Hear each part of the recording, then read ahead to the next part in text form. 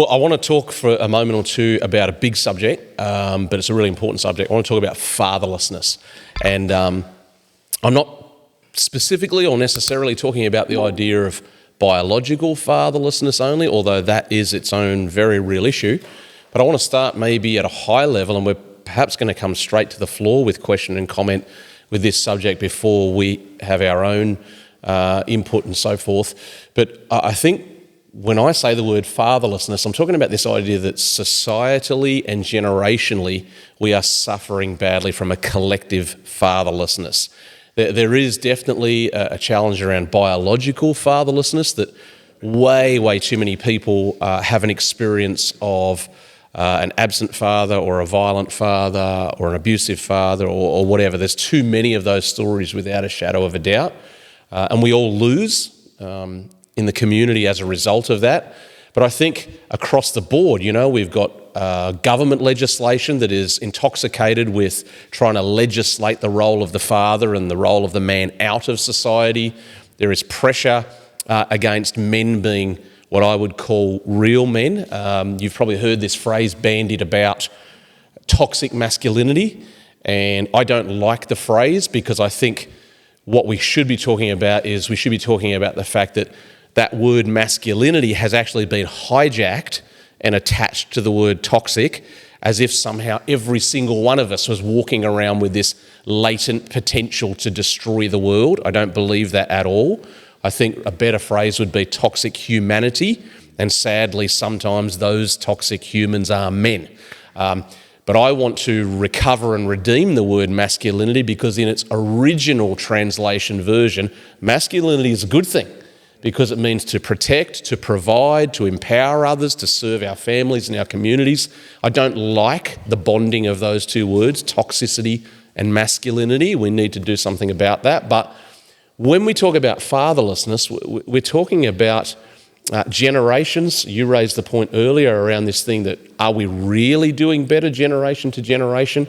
And so I wanted to bring that up now around fatherlessness, of where we think we're at, why are we where we're at, how do we change it, how do we improve it, how do we do better? And maybe, I don't know, I think I want to go straight to the floor. So, Jono, you had a comment before, so we might just throw that back if we can. If you want to fire your question at the panel, and we'll start there, and we'll kick this around for a few minutes. Yeah, I don't know if I have necessarily a question, more of a statement. I guess you can take it whatever way you want from there. But I think just, again, going on to the social media comment that you were making before, Paul, I think that it's very easy to play the comparison game and trying to be a perfect father yourself. Right. I have 3 kids, 2 boys, 8 and 10, and a 1-year-old daughter. And I know for me in my life that being their dad is like, it's the best thing. That gives me purpose, and why I do the things that I do in life is for my family. And I want to raise good kids to know themselves, and just to be, good people in the world, to love God and, love their friends and family and love themselves even. I want to teach and instill good values into them. But I think I feel so much pressure, and am I being a good role model to them? Am I modelling the right behaviour in my day-to-day? They see me working so much. I don't want that for their life, for them to be, working for the amount of hours that I have to do, or to be striving, for things that may seem unobtainable. All the bad things that we have in our own life, I guess you sort of just think, oh, how am I'm going to pass that on to my own kids. So yeah, I don't know what's I guess the thoughts around that comment around how do we model good behaviours to our kids, and should we be fearful of passing down the wrong things to our kids, and how do you sort of resolve that in your own mind, and thoughts and feelings around that? Yeah, your question's a great question, and I think you're not dissimilar to, I would imagine, the large majority of dads. I don't know any dads actually who wake up each day and go, I could care less whether I'm a good dad or not. I think we all want to be, and a lot of men do feel that pressure, and it's it's an increasing pressure, and I think most of us probably feel somewhat stuck between generations because we had fathering role modelled to us in some way, and we've got to role model it to the next lot, and that creates a pressure. But I actually want to deflect it to our more established end of the panel, just because, in the first instance at least, because, Doug, you've got 3 grown children. Jeff, you've got 2 and one who's in his teens. So you two are a bit further along the parenting pathway than we are. So maybe you guys have first stab at this to respond to Jono's comments and thoughts around that.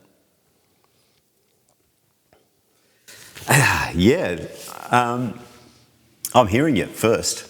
Absolutely hearing it. The pressure to produce for your family, the pressure to, be a provider, and then the question of, am I actually doing a good job? And, my background is I mentioned my dad sort of came out of Germany with an enormous amount of baggage. I grew up in a violent household. And then absent father, like at the age of 13, he shot through, and I refused to speak to him for another 13 years. So I was 26 years before, I was 26 before I actually reconnected with my father. In that time, I had a void of what it was like to be, any role models on decent fathers. I had a stepfather who was very focused on his kids and felt disregarded and abandoned. So coming into my family, I was having a conversation earlier, it was chaos. My wife and I had no idea how to bring up kids, no idea how to actually, for me, how to be a father. So the big thing the big thing that really landed with me was actually engaging. And it's not just fathering. I think it's, in life, engage in humanity around you, engage in your kids. So, yes, we work. I work long hours, I, run businesses, whatever. And there's this awareness of who am I responsible for to engage with, And for me, it's not just my kids. There's a broader world. There's people who I have a sense of responsibility to. And it's a rolling engagement of do I know where they're up to? Do I know what's happening in their life? Do they know what's happening in my life? Am I actually fully transparent? Am I vulnerable? Am I actually honest with what's going on? So, my kids are 33 to 37 now. And we've transitioned out of I have to immediately care for them into a different relationship. But there's this, there has been this cultivation of I am in their life as a pivotal part of their life, and they actually are looking to that. They're looking for a connection. They're looking for whatever it is, conversation, direction, finances, still, and that is. It's not a responsibility, it's actually a joy of my life. That is the part of, we were talking about purpose earlier. The purpose of my life is actually to engage. So for you, you're working long hours, you're putting in the hard yards, building a foundation for your family. On a day-to-day process, a day-to-day purpose is, where are the points of engagement for you with each of your kids, with your wife, even with your friends and the people in your world, cultivating where am I engaged and are they actual, honest, real, transparent, vulnerable engagements? That will roll on year into a relationship. That's how it gets formed. And that's for me, that's fathering. I'll just pause there. How does that sit? Yeah, good. I like it. Am I hearing you correctly, Doug, when you use the phrase to engage and to be engaged, you're talking about the intentional, deliberate, making connection, stopping for conversation? Are you honing in on that specifically? Yeah, absolutely. So for me, I've got 3 daughters. Grew up in a family of mostly boys. So I had to learn how to relate to women. You know, for me, How's that going? How's that going, you said? Yeah, well, I'm learning to do what I'm told. Yeah. No, but it's been a fascinating journey for me of how do I do that, and you know, lent on my wife of her coaching me, and you know, I distinctly remember conversations with her where she said, if you keep doing that, you're going to lose your daughters. So I was like, note to self, stop doing that. You know, stop. So I learned to transition from, you know, the violence that I grew up in, the disconnected father. You know, my dad had so much baggage coming from where he grew up that he didn't even know how to relate. You know, there was just no conversation. So I cultivated things like I'd come home, like I work for myself, so I'd come home and watch the cartoons with the kids, because that was their, you know, when they were younger, that was their thing. So we'd watch cartoons together, I'd engage with them, we'd play, we'd mess around, then I'd go back to work. You know, various things like that. I was, you know, we're talking about sport and whatever. I know all the dance moves. I know all the ballet moves. You know, I purposely were met them where they were at, as well as, you know, ran businesses and was engaged in church and all that sort of stuff, and didn't do it perfectly. You know, fell down many times, but returned to re-engage. Yeah, brilliant. So, my wife and I were fortunate enough, and obviously when we're talking about fathering and trying to do our best as fathers, anyone who has the opportunity to parent together has got a massive advantage over, you know, solo parents, whether they be mums or dads, which is an indescribably important and difficult job if you're solo parenting, let alone trying to do it with a partner. But we were fortunate to receive some really wise advice from an older couple when we only had one child. And the advice was for the two of us, my wife and I, to have conversation around learning how to play to our strengths. And the couple said to us, you know, as a dad, I'm going to do certain things better, and so is mum. And it wasn't just stereotypical, you know, old-fashioned roles, but I used to complain about being the default nominated counsellor when there were emotional issues with our daughter. And it used to frustrate me that, well, why is it just presumed that I've got to do the counselling? And then the thought dawned on me, well, actually, I'm good at it. It's a strength of mine. And it wasn't a strength of my wife's.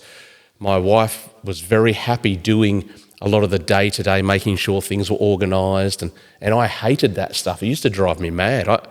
I'm almost embarrassed to say it, but I would struggle to get through one full day where my wife was working and I had our 2-year-old daughter, and I used to be counting the clock thinking, how long until her next nap time? Like, how many times can I play with this stupid little toy again? Like, I realised how much I was lacking there. And so this couple taught us to play to our strengths.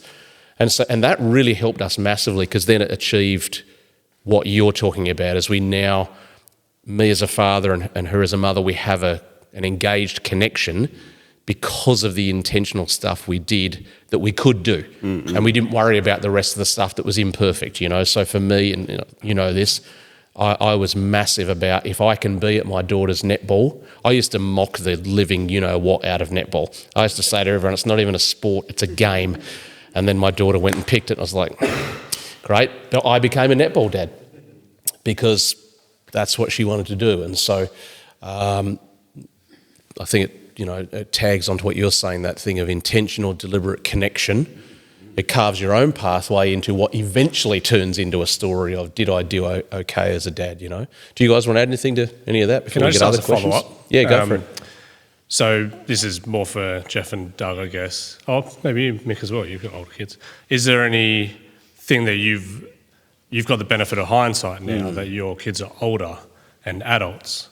Is there something that you would pass on to some of us with younger kids that you wish you would have done better now that you have the benefit of hindsight? Good question. Good question. That's an unfair question. Because it still hurts. Can I say something? Yeah, go for it. Just on that question, the thing that they'll remember is you working. All Dad did was work. So don't make work your priority. That's the thing, because like when my kids are 27 and 33, so all they remember is me working all the time. Yes, you'd go out in the street and play with them on occasions or whatever, but my daughter still says now, all you ever did was work. So if you said before, you're striving to get to wherever, to make a dollar value or whatever, so all you do is work, that's what they're going to remember. If you peel your backside off the office chair or the lounge or whatever and go, we're going to go for a walk, because as an example, I see Andrew and his wife walking with their son or their daughter walking the dog, but the engagement with the child and the parent, you could talk about anything while you're doing it. So you don't have to kick in the footy, you don't have to do anything, you just wander the street.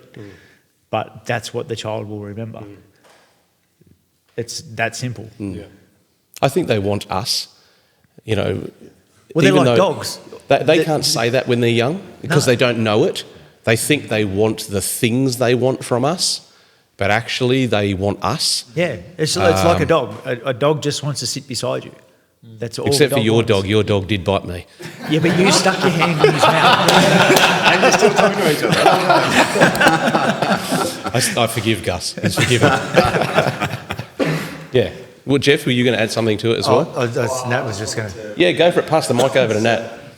Yeah, that reminds me so we started with twins. So I have 5 daughters. Tell your story. He's got 5 daughters. 5 daughters. Does he feel better? So to be a woman expert is an oxymoron. So I'm not going to say that. All women are morons. Did we get that on? That's not what I said. That is not what I said. That is not what I said. Just checking. Yeah, there's no such thing as a woman expert because anyway, I'll stop talking about that. Yeah. So what I was going to say is our eldest are twins, and when they turned 13, we had a sleepover, which was one of the worst nights of my life because I have 6 women in my house already, and then another 5 or 10 came to stay, and it was just Wow. My wife and I were like, what were we thinking? At one point, we had one in the bath, and that some of these girls are no longer friends with my daughters, but one was doing TikToks in the bathroom, and so we're calling the mum saying, your daughter's here. What's that? So anyway, the point of the story is that I was amazed how much these girls sat around. So I was inside, was trying not to listen, but you couldn't help it. But they constantly talked about their dads. There was this dad this, dad that, dad. Some of them were like, oh, dad does this. Oh, my dad never does that. And I think us older men, we have this sort of, this notion that, the trope is that teenagers don't want to know about their dads or they don't care, but they actually really care about what their dads think and what their dads do. Absolutely. So that was a real learning curve to me. And I just wanted to add to jumping back to your first question, when we had our twins, I'll never forget this day, we leaving the hospital, it was like, wow, what do we do now? Because they don't come with a manual, and I was blessed to have a really great dad. So I was modelled mostly, good fathering. Like all of us, he's not perfect, but still we were like, wow, this is crazy, man. Like we had no idea what we were doing. But one thing we did do, and I'm really thankful for, was we did a course. We did a parenting course, and it was called Growing Kids God's Way, and it was fantastic. And and shameless promotion here, but one of the many things Dads for Kids does is we actually run fathering courses. So there's help out there. You know, it's not like for many of us, well, not all of us have had a good model, but if you've had a good fathering model to you, good on you. That's great. So, but maybe you haven't, or like me, you're just muddling your way through. There's help out there. So we've got a course actually starts in a month. It's on Zoom, so you can join in from anywhere. But there's courses out there. There's great books, but you've really got to. It's Paul, isn't it? I love what you said, Paul. That kids will really, they'll listen to you, but even more than that, they're watching you. And they're absorbing, especially when they're little, they're like sponges and they're just drawing in those things. So it's slightly scary for us dads, but, because I'm not saying that to make us feel pressure, but they're really watching us, everything we do. So absolutely. Do your best. Great response. And look, I love the heart of Jono's question, because even though the specifics of his question are around fatherhood lessons, the generic nature of that question is, there are other people who have walked this path before me. Surely they went through some potholes they could help me to avoid, which, again, that's a huge part of what this is about. It's about, are there some collective learnings that can be distributed so that we can actually straighten each other's pathway rather than going here, there and everywhere? So great question. But others have questions, comments around this general idea. Hugh, coming to you on fatherlessness and related matters. Well, go for it. Regrets. I'm not forgetting what do we regret? I've just got some questions around fatherlessness, particularly teenage boys and girls, where there is a father in the house. What would be some of the key things or messages that you wanted to convey to your kids as teenagers that would take them into adulthood from being the father, as in, in terms of to a boy you've got what it takes, to a girl that you're beautiful, you're desirable, you're wanted. What was some? I'm just giving some examples. What were some of the key messages that you would say to us that we should convey to our kids?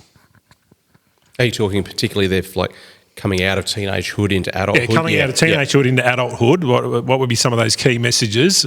I mean, it could start from a young age, but more as teenagers, as they're starting to sort of gravitate towards their friendship circles and listen to them more, and your influence is starting to sort of lessen a little bit. What would be some of the key messages that you sort of want to convey to them?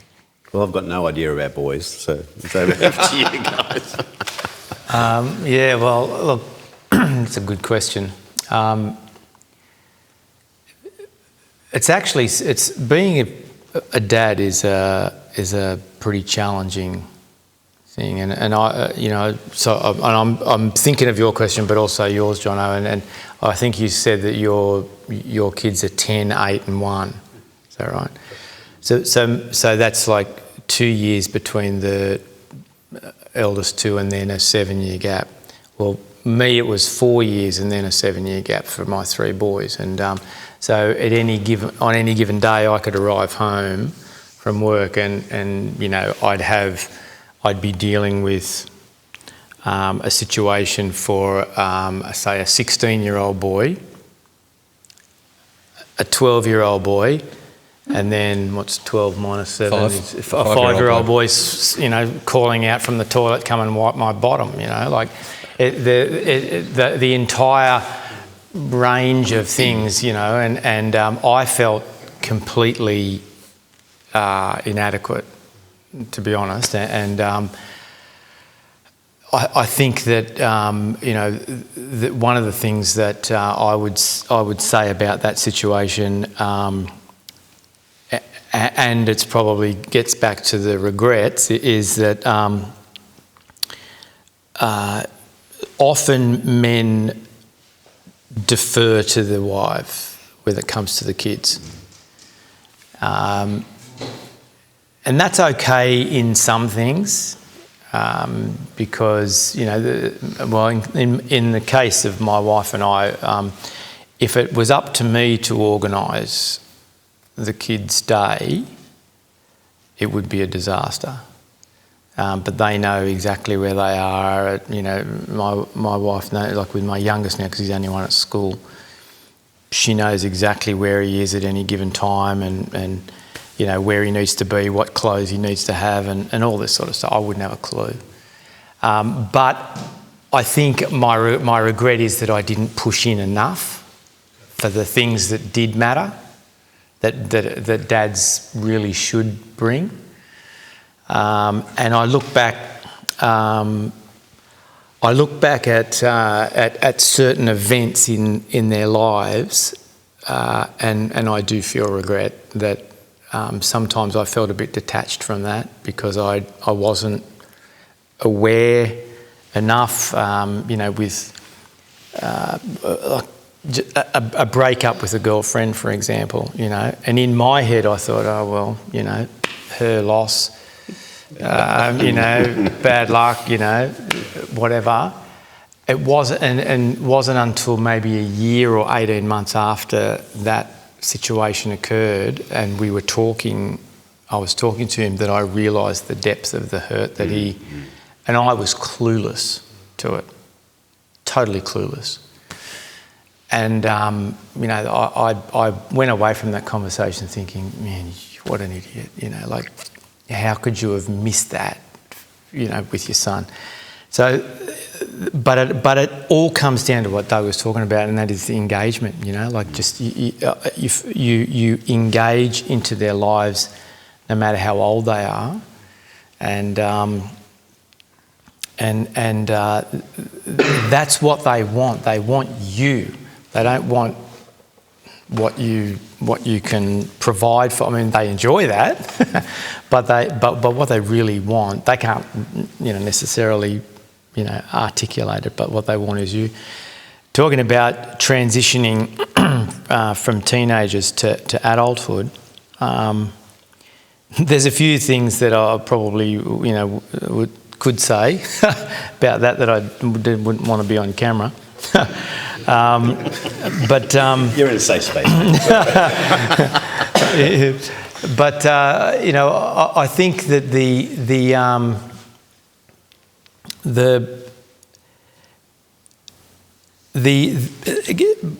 boys to men have to have a strong sense of who they are, and a strong sense of their values, the things that you've taught them, because the scariest thing is when that transition occurs, when you realise that you no longer control their life.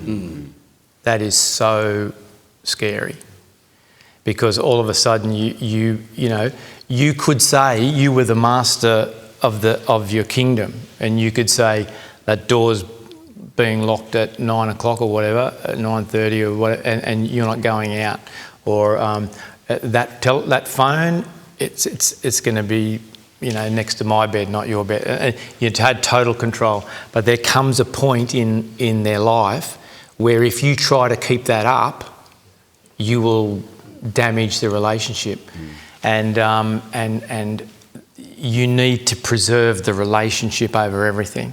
Because even if they go the wrong way, if at that moment you damage the relationship, that's what hurts them the most. And here's the thing: is that this is a very challenging thing for a man, as the dad. Even if your son is now an adult, if there's a friction, or worse, it's still your responsibility to take the step to heal the relationship, to fix the problem. So, you know, sometimes with my older boys, you know, if they want to do something and I don't agree with it, and something in my head says, well, blow you, Jack. Well, one of them is Jack, but I was just using Jack there as the saying, not, you know, blow you, like, you know, I wash my hands. That lasts for about 30 seconds. Right. And then I think to myself, oh, no, that's not right. I'm the dad. I'm the older one here. I'm the mature one. You know, I need to make the steps here. I need to be with them. That's good. In every step of their life. You know, and that is a massive thing.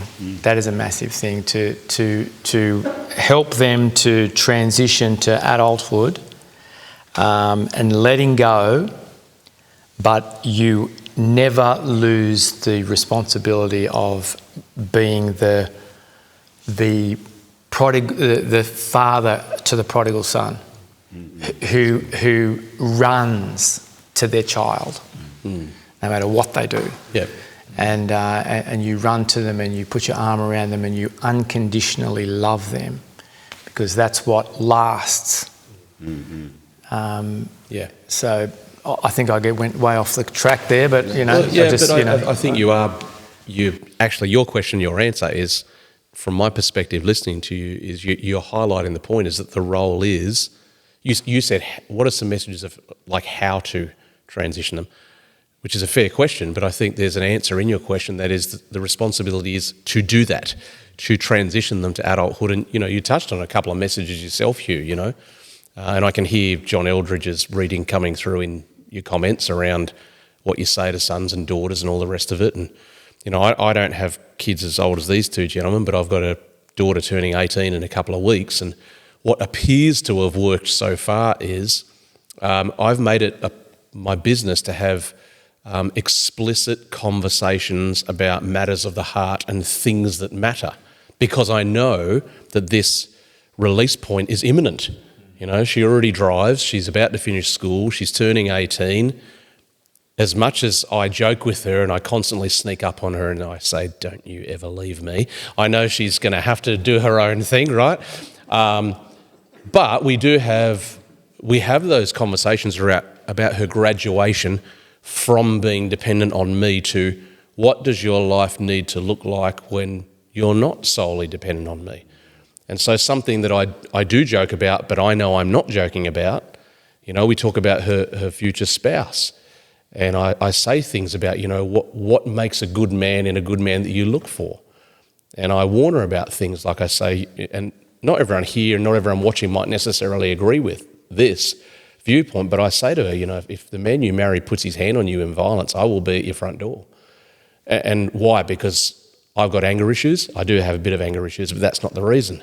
The reason is, at the moment, the covenant to protect her is mine.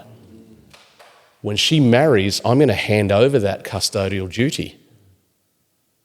So I need her to think in terms of my future needs to be arranged in such a way as to allow these values and these messages to play out in my life. And if you're already utilising some of those messages, son, you've got what it takes, and to your daughters, you are beautiful as you are, they are the right kind of messages, but I think they are entry points into the rest of the detail of the conversation and talking about that transition moment. Yep, I think what Andrew says is right. It's the courage to actually bring up the conversations, and the avoiding passivity.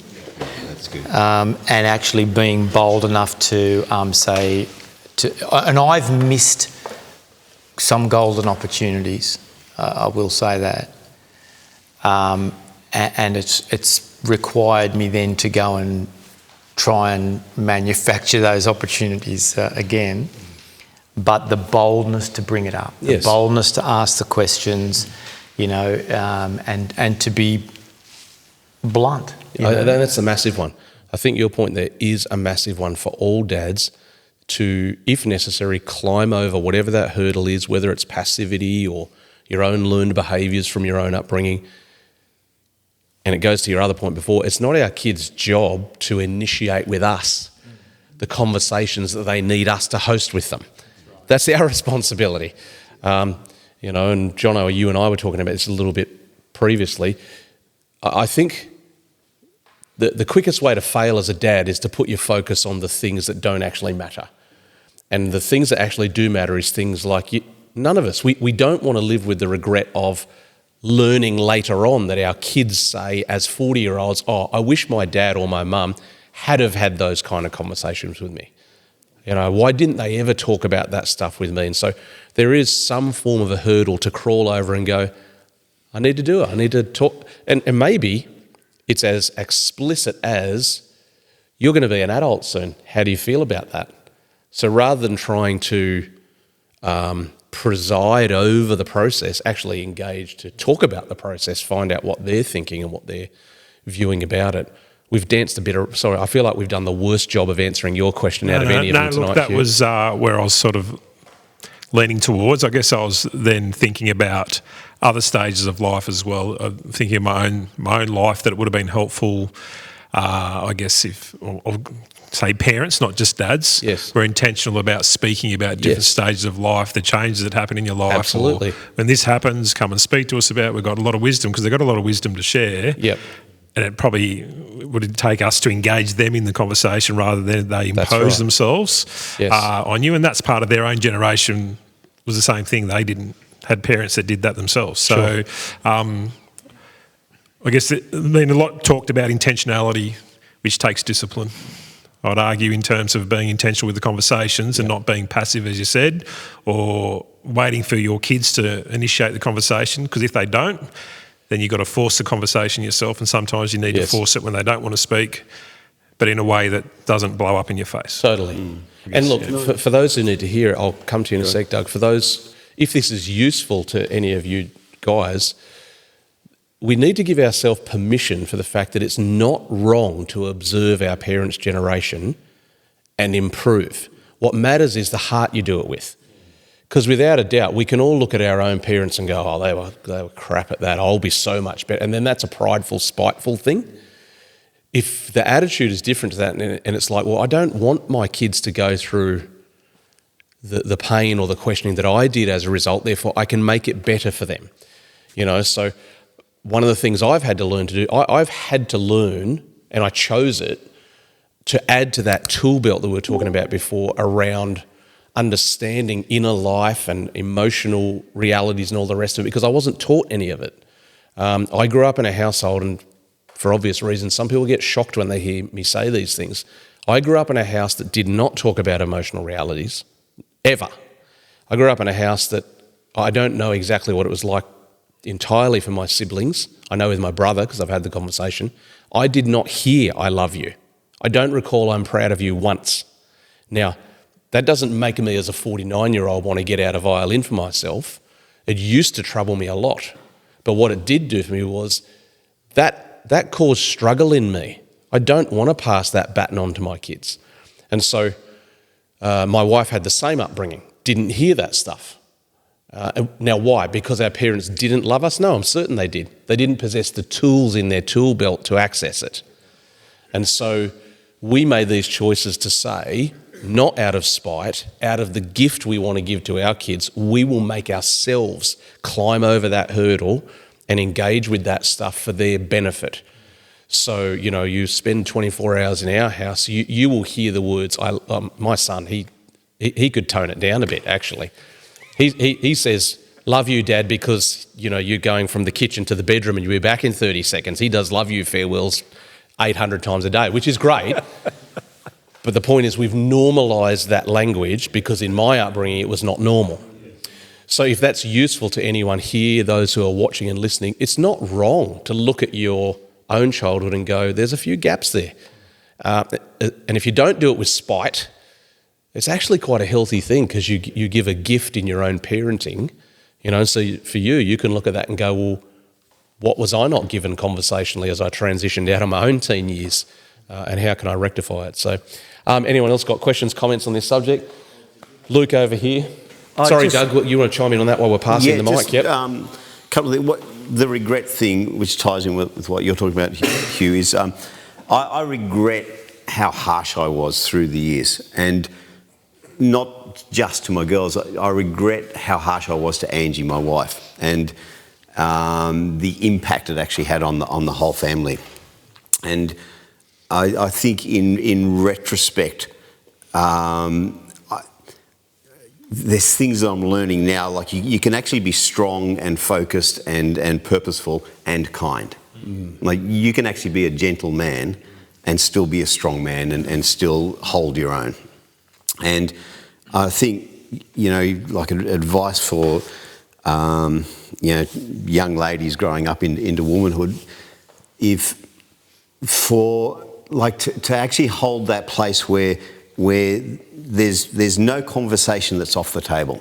So they like create a place where they can come to you about anything. So, you know, conversations about, you know, menstruation, conversations about boyfriends, conversations about sexuality. Just normalise that and land it in a kind place of you're actually welcome to be part of the conversation. Like I had a recent experience with my middle girl and her fiance. A dear friend of theirs suddenly died. Like literally, my daughter came across him. He was gardening in the backyard and he was no longer alive. And absolutely shattered their world. So she's 36. strong, competent, beautiful woman. So my role in this whole process was actually to stand close enough to these guys to just hold their hearts while they grieved, and to be in that place of kindness of, where they went through the, raging at God and the why and what's the purpose of life, and the whole unraveling of the devastation that they felt. And my place is not to provide an answer, not to give them direction or to tell them what to do, is actually just to be there and actually comfort them through that place. And when I think back on that, it's like, that was actually my role all the way through their lives. Right. But there was times when I missed it, where I was just too harsh or too distracted. So for you, it's like, be there, open to every conversation, and then hold your strength and hold your masculinity with great kindness and great gentleness. Beautiful. Yeah, please. With the regret thing too, don't allow the fear of regret to cripple the way you father your kids, because you're going to make mistakes. You're not going to get it right. You're going to always make mistakes. It's okay.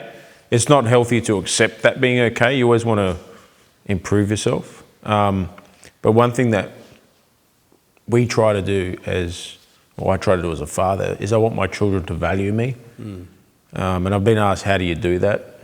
It's not easy, but I do my best to value them first. And it gets put to the test. We've got 3 daughters, 22, 18, and turning 16 soon. My boy's been the most challenging. He's just turned 14.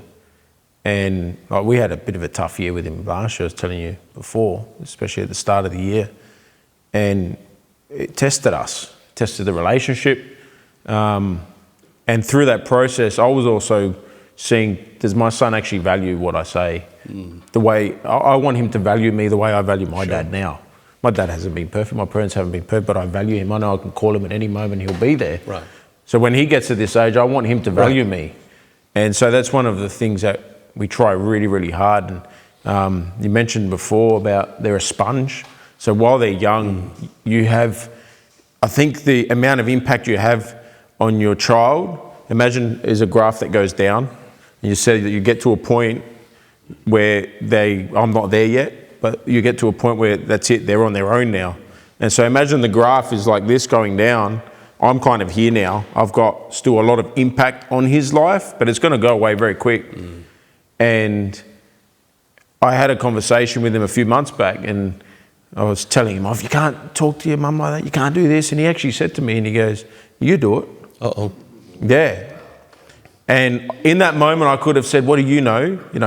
Shut up, son, do what I say. And I actually said, you know what, you're right. I said, if you see me like that, I give you authority to tell me as my son to say, Dad, this is what we're talking about. So it's also about being humble as a dad, that when I make those mistakes, and maybe it's helpful for you being in that moment now because I'm younger than these guys, to be humble. I said it in the last podcast you did, be humble. Because if you're humble in yourself, it gives you the room to correct things, to change things. And it also makes your child, it made my son kind of go, I thought that, it kind of backfired on him. Right.